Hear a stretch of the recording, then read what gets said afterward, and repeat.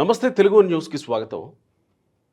పెద్దిరెడ్డి మిథున్ రెడ్డికి లిక్కర్ కేసులో బెయిల్ ఎలా వచ్చింది?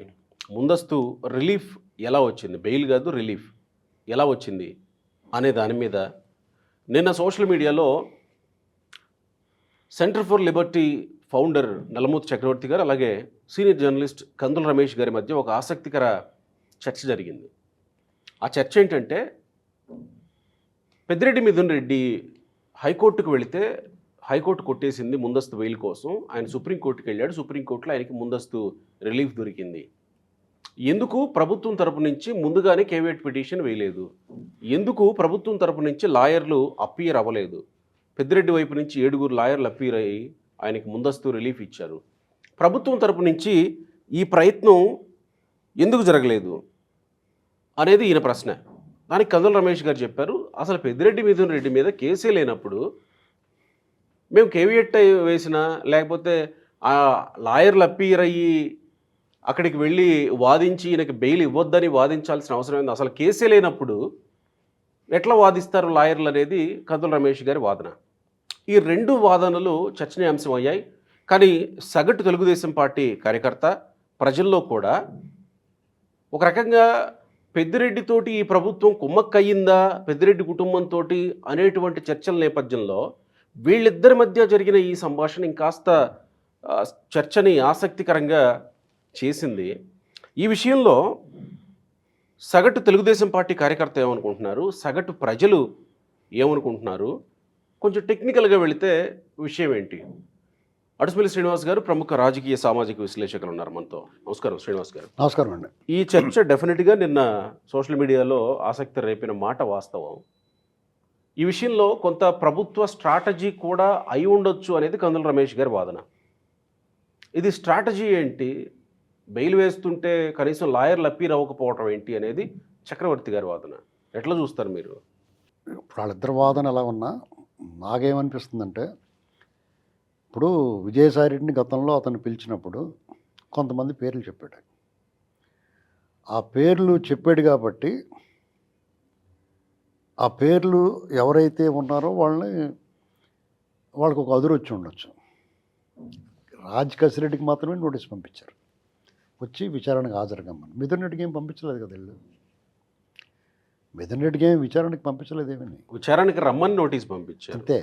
ఇప్పుడు అది దోష సాక్షిగానా నిందితుడిగానా అటువంటిది ఇంకా తెలియదు. అతను విచారణకు రండి, ఎందుకంటే అతని పేరు వినబడింది కాబట్టి, ఆ మీటింగ్లో తను కూడా ఉన్నాడు కాబట్టి దానికి అతను ఏం చేసాడంటే, వాళ్ళ నాన్నగారు చెయ్యిరిపోయింది కాబట్టి వీళ్ళేమి నా మీద తీవ్రమైన చర్యలు తీసుకోకూడదు అన్నట్టుగా వాళ్ళకి ఒక అదురు ఉంది, లోపల అరెస్ట్ చేస్తారేమో, విచారణకు పిలిచి అరెస్ట్ చేస్తారేమో అని.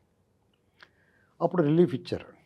అలాగే చెయ్యి కట్టాడిది పుత్తూరు వెళ్ళి కట్టించేసుకున్న తర్వాత బాగానే ఉంది అనుకున్న తర్వాత ఇప్పుడు అతను ముందస్తు బెయిల్కి వెళ్ళాడు. అసలు కేసే లేనట్టు ముందస్తు బెయిల్ పని చూసుకోమన్నారు కోర్టులో. హైకోర్టు అసలు కేసే లేదన్న తర్వాత అతను సుప్రీంకోర్టుకి వెళ్తే ఏటి, ఇంటర్నేషనల్ కోర్టుకి వెళ్తే ఏటి, గోదాట్లో దూకితే ఏటండి, ఎవరు పట్టించుకుంటాడు? ఇదే పని ఏంటి? అది వెనకాల ఏం చేస్తాడో చూస్తారా? ఇప్పుడు అతను వీళ్ళు బెయిల్ ఇవ్వద్దండి అని వాదించారనుకోండి, అయినా సరే అప్పుడు అతను కేసు కొట్టేశారనుకో, అప్పుడు మళ్ళీ సుప్రీంకోర్టుకి వెళ్ళి మళ్ళీ బెయిల్ కోసం వెళ్ళాడు అనుకో, నువ్వు ఇక్కడ మమ్మల్ని కాదని అక్కడికి వెళ్తావా అని చెప్పి కేవేట్ వేయాలి. అప్పుడు వెళ్ళాలి. సింపుల్. నాకు పెద్ద లాయం తెలీదు, వాళ్ళకి తెలిసిన చట్టాలు నెంబర్లు ఏమి నిజంగా తెలియదు. నాకేమనిపించిందో చెప్తున్నాను.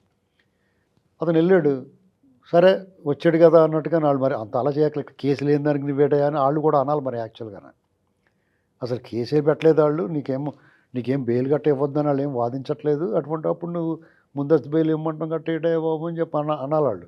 వాళ్ళు కూడా ఏమన్నారు, బెయిల్ తీసుకొని ఏమనలేదు, తొందరపడి ఏం చర్యలు తీసుకోకుండా అని చెప్పారు. అంటే బాగా అలవాటైన మనుషులు కదా పాపం, వాళ్ళ తాలూకు కూడా ఎప్పుడు జైలుకి వెళ్తే పోతాడు, చూస్తున్నాడు, కేసులు ఈ బోళ్ళని వాయిదాకు రాకుండా తిరుగుతున్నాడు, నిజంగానే పట్టుపోతారేమో కొంచెం జాలిపడి ఉండొచ్చు సుప్రీంకోర్టులో. అంటే వాళ్ళు కూడా మనుషులను బట్టి వ్యవహరిస్తున్నారు కదా, చాలా పెద్దోళ్ళు పాపం, వాళ్ళు ఏలేస్తే డాగడి పొద్దాళ్ళ మీద అన్నట్టు ఉంది వ్యవస్థ. అసలు లాయర్లే వెళ్ళకపోవటం ఏంటి ప్రభుత్వం తరపున?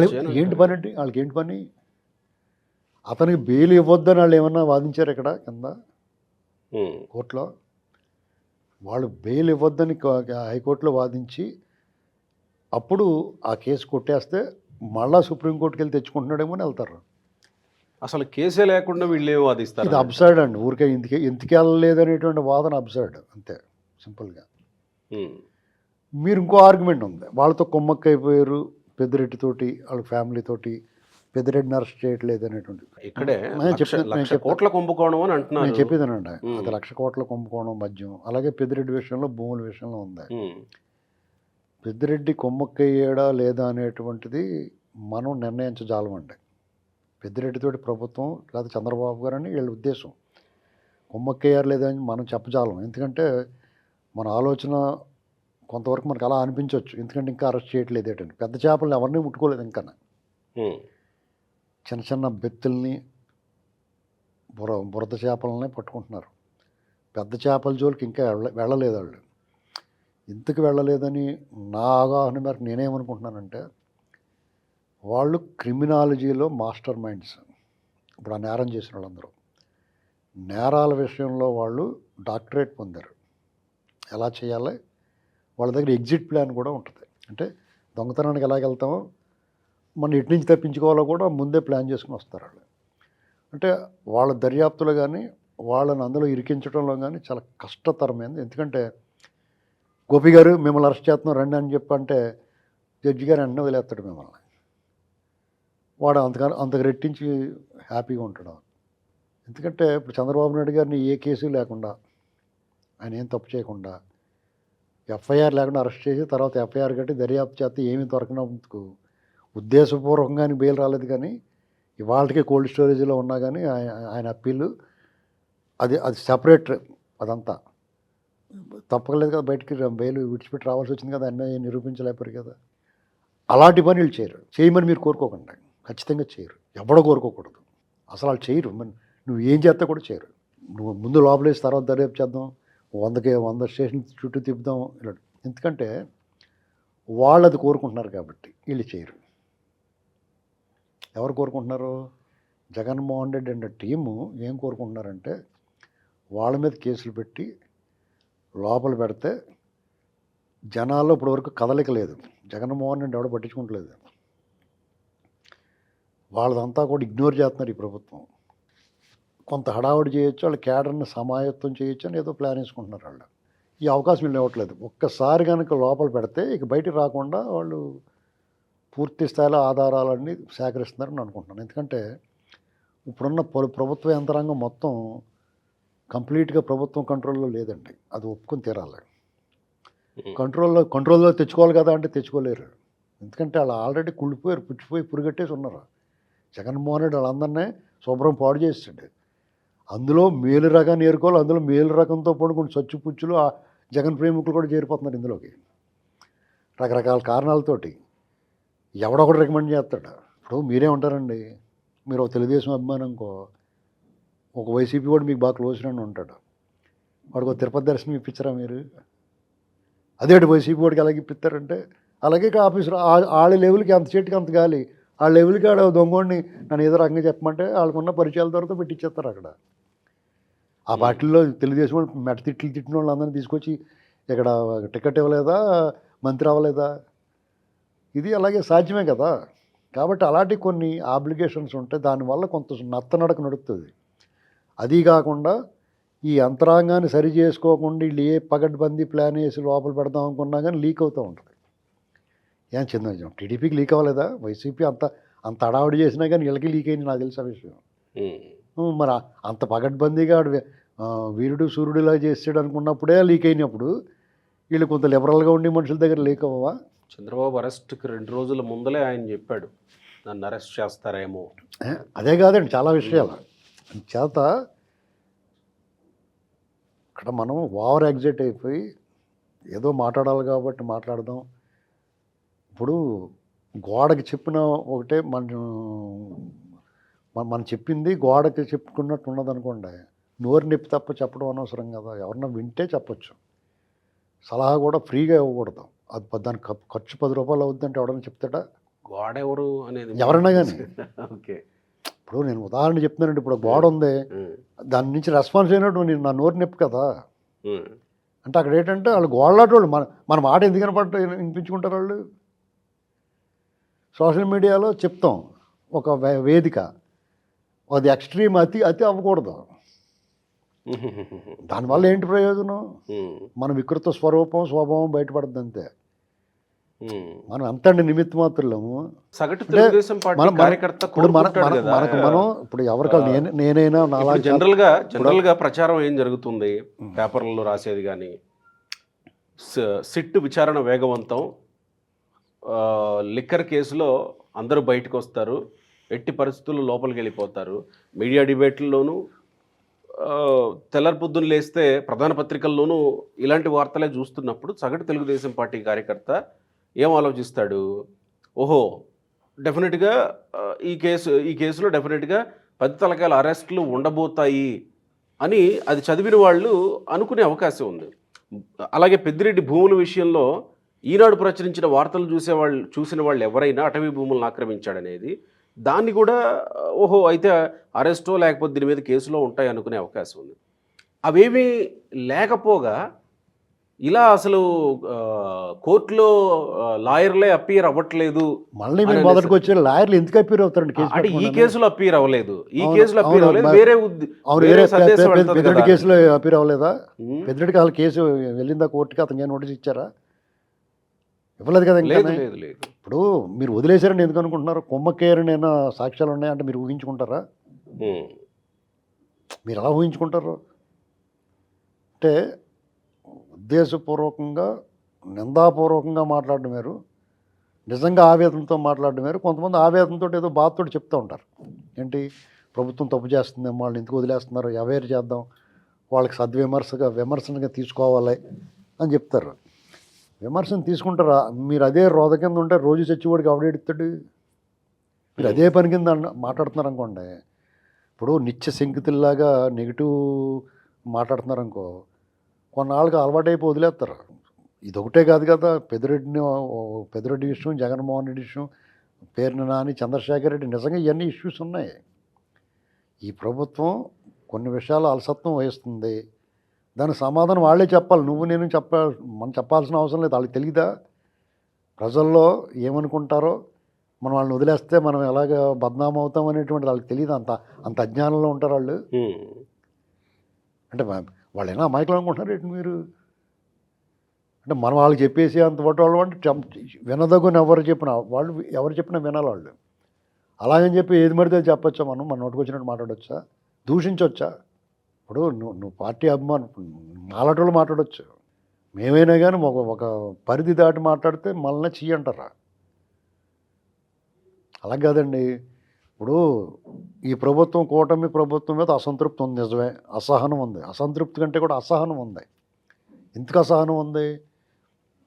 ప్రజలందరూ కూడా చంద్రబాబు నాయుడు గారి మీద అభిమానం ఉంది. ఇప్పుడు ఇలాగ నెగిటివ్ రాసి వాళ్ళు కూడా బాబు గారి మీద, పార్టీ మీద వ్యతిరేకత ఏమి ఉండదు, వాళ్ళకి అభిమానమే ఉంటుంది. అయితే అది మితిమీరి వ్యవహారం చేస్తున్నారు. దానివల్ల వాళ్ళు మంచి చేస్తున్నాం అనుకుని 10 మంది బుర్రలు పాడు చేస్తున్నారు. వాళ్ళు చెడ్డ కోతి వనమంతా చెరిసిందని వాళ్ళ నిజంగా అభిమానం ఉంటుంది, ప్రేమ ఉంటుంది, అందులో సందేహం లేదు. కానీ అదేం చేస్తుంది, సగం వరకు పాడేసిన జాంకి మిగతా కోతులు కూడా సగం వరకు పడతాయి, అంతే కదా. ఇక్కడ అప్పుడు మీరు ఇలా అరుచుకోవటం వల్ల ఏం ప్రయోజనం ఉంటుందా? వాళ్ళు ఏం చేయాలనుకున్నా అదే చేస్తారు. ఎవరికి జడవలసిన అవసరం లేదు, జడవరు కూడా. వాళ్ళు ఏం చేస్తుందండి సోషల్ మీడియా? మేము ఇంత 4 ఏళ్ళ నుంచి అరుచుకుంటున్నాం, మాట్లాడుతున్నాం, మా మొఖాలు కూడా కొంతమంది ఎమ్మెల్యేలు గట్ట తెలదు, ఎవడరా నువ్వు అన్నట్టు చూస్తున్నారు వాళ్ళు. అర్థమైందా మీకు? మనం ఓవర్ యాక్షన్ చేయకూడదు ఎప్పుడు. మనకు పావలా ఎత్తే పావలా యాక్షన్ చేయాలి, 10 రూపాయలు ఎత్తే 10 రూపాయలు యాక్షన్ చేయాలంటే వాళ్ళు డబ్బులు ఇస్తారని కాదు. అంటే నీ పాత్ర ఎంత ఉందో నీ పరిధి మేరకు నువ్వు నటించాలా, లేకపోతే నీ పని నువ్వు చేయాలి. అంతేగాని ఓవర్ యాక్షన్ చేస్తే రియాక్షన్ డిఫరెంట్గా ఉంటుంది. వాళ్ళు పట్టించుకోవడం మానేస్తారు అంతే. అసలు మొత్తం రియాక్షన్లు బంద్ అయిపోతాయి. అరుచుకుని ఎవడు మానేస్తాడు? మీరు అరిసిది వినకుండా తలుపులు వేసుకుని ఇంట్లోకి వెళ్ళిపోయి పడుకుని చెవిలో దూదెట్టేసుకున్నారు అనుకోండి, వాళ్ళు ఏమవుద్ది? మనం చెప్పేది వినేసి మారిపోతారా? 2020 ఇప్పుడు 19 నుంచి 24 దాకా మీరు భలే మాట్లాడారని, మీ వల్ల మారిపోయారని మా మొగస్థుతికి అంటారు మమ్మల్ని. అది నిజం అనుకున్నాం అనుకోండి, మా అంత సన్నాసులు ఎవడం ఉండడు. నిజం అనుకోకూడదు. ఎవడికాడికి కాలింది జగన్ అంటే, ఎవడికాడికి కాలుతాను. ఇప్పుడు చంద్రబాబు అంటే ఎవరికేం కాల్తలేదు, ఎవడింట్లో లాగేసుకుంటలేదు ఆయన, ఎవడి పళ్ళిల్లోనూ చేయటి తినేయట్లేదు. వాళ్ళు ఏం చెప్పారో చేస్తున్నారా? ఎవడికి నొప్పి ఉంటుంది? మీకు నాకు నోటి దొరదుండి మాట్లాడి, లేకపోతే చెయ్యి గొలకపోయి రాస్తే ఒకసారి చూసి ఉంటారు ఓహో అనుకుంటారు, వాళ్ళు ఏమనుకుంటారు అటు రాసుకొని ఇద్దాం అనుకుంటారు. మితిమీరితే రైట్. సున్నితంగా సునిశ్చితంగా రాయాలి, చెప్పాలి. అతి ఎప్పుడు కూడా అతి సర్వత్ర వర్జయత్. ఎవడైనా సరే ఇప్పుడు జగన్ లాంటి అరాచకవాదం మీద మనం ఇష్టం. వీళ్ళు అరాచకవాదులు కాదు కదా, వీళ్ళు అవినీతి పరులు, మేము ఎప్పుడు చూడలేదు, వీళ్ళు అవినీతి పరులు అనుకోలేదు అంటే మరి ధర్మశాస్త్రం ఏంటిది ఏమన్నా వాళ్ళకి వద్దా డబ్బులు? చెప్పండి సార్, మొన్న ఎలక్షన్ ముందు డబ్బుల కోసం పైకి కిందకి చూసారు వాళ్ళు ఈ పార్టీలు. ఈ డబ్బు లేకుండా పార్టీలు ఉంటాయా చెప్పండి, మీరు గుండెల మీద చేసి చెప్పండి, ఎక్కడి నుంచి వస్తాయి? ఇవాళ ఎవడన్నా కదులుతున్నాడా రూపాయి లేకుండా? ఇలాంటి పరిస్థితుల్లో ఎవడన్నా వచ్చి మమ్మల్ని వదిలేండి బాబు ఈ మూట తీసుకుంటే నేనైతే తీసుకుని వదిలేండి అంటాను నేను. ఆడికి ఆ శిక్ష పడింది కదా, మళ్ళీ ఫోన్ చేసి మళ్ళీ తెమ్మంటారు ఇంకో కేసులో. ఆడి దగ్గరంతా లాగేయాలి. ఇప్పుడు ప్రభుత్వ ఖజానాకి జమ లేనప్పుడు చట్ట ప్రకారం వాళ్ళు చాలా బలంగా ఉన్నారు, వ్యవస్థలు వాళ్ళ చేతిలో పెట్టుకున్నారు. వాడిని నువ్వు సిస్టమ్ ద్వారా ఏం చేయలేనప్పుడు ఏం చేయాలి? వాడి దగ్గర డబ్బులు ఖాళీ చేసేయాలి. అంటే మీరు చెప్పే మాటతోటి కన్విన్స్ అవ్వాలా సార్? అలా కాదు, ఇప్పుడు జగన్మోహన్ రెడ్డిని మీరు ఏమీ చేయలేకపోతున్నారండి, ఏమీ చేయలేరు. ఈ వ్యవస్థలు అతను ఊడికం చేస్తుంటే వాయిదా కూడా వెళ్లకుండా ఇంట్లో కూర్చుంటే ఏమి పీకలేనప్పుడు అతను ఏదైనా డబ్బులు ఇస్తారంటే తీసేసుకుంటే ఆల్రెడీ పై వాళ్ళు కొంత లాగేశారు, మీరు మిగతాది లాగేసుకోండి. ఫైనల్గా ఆర్థికంగా బలహీనుడు కావాలి అతను. అది నువ్వు ప్రభుత్వ ఖజానా జమ ఎత్తావా మీ ఖజానా జమ ఎత్తావో వేసుకో, కానీ మొత్తం అతను బలహీనుడు అవ్వాలి. నా కాన్సెప్ట్ అది. నువ్వు అతన్ని ధర్మంగా న్యాయంగా, ఇప్పుడు చంద్రబాబు నాయుడు గారు అటువంటి కాదు కదా, అతను మీరు అరెస్ట్ చేస్తున్నాం, మీరు రావాల్సిందే మా సహకరించండి అన్నాడు కోల్లి రఘురామరెడ్డి వచ్చి. కేసు ఏదయ్యా నోటీస్ ఏదయ్యా అంటే అవన్నీ మీద తర్వాత ఇస్తామని మీరు ముందు రండి అన్నాడు. ధర్మంగా న్యాయం కోసం చట్టానికి లోబడి తల వంచుకుని లోపలికి వెళ్ళిపోయాడు ఆయన. ఇతను అలవాటు కాదు కదా. అవినాష్ రెడ్డి రాలేదు, జగన్ ఎందుకు వస్తుంది? అదే వాళ్ళు రారు కదా, రానప్పుడు ఏం చేయాలి? ఇలా బెదిరించి తొబ్బేయాలి డబ్బులన్నీ వాళ్ళ దగ్గర. వాళ్ళకి అడి చేసేయాలి, వాళ్ళకి ఏదైతే బలమో ఆ బలాన్ని తగ్గించాలి. అప్పుడు జనాలు దాన్ని అసమర్థత కింద చూస్తారేమో కదా సార్? చూస్తారు, తర్వాత ఆ డబ్బులు ఇచ్చేస్తే వాళ్ళు ఓట్లు వేస్తారు కదా. కాదా? కాదని చెప్పండి. ఇప్పుడు డబ్బులు ఇస్తే ఓటు వేసినప్పుడు ఎందుకేరండి? అతనిలా వీళ్ళు అరాచకం చేయట్లేదు కదా, నీ కొంపలు కొలగొట్టేయట్లేదు, మీ ఇంట్లో ఆడవాళ్ళని ఎత్తుకుపోవట్లేదు, మీ భూములు లాక్కుంటలేదు, మీ భూముల్లో వాళ్ళు ఫోటో వేసుకుంటలేదు అక్కడ సర్వే రాళ్ళ మీద, మీ పాస్బుక్ల మీద అతని పుస్తకం లేదు, మీ చావు పుట్టుకల సర్టిఫికెట్ల మీద వాళ్ళ ఫోటో ఉండలేదు, మీరు ఇంటి బయటికి వెళ్తే ఇంటికి ఎప్పుడు వస్తారో తెలియని ఆ భయాందోళన లేవు. ఎవడ మడతాడు మాట్లాడు సీఎంని కూడా ఒరే గిరి అని కేకేసి కూడా నువ్వు చూస్తున్నావు నిన్న మొన్ననే.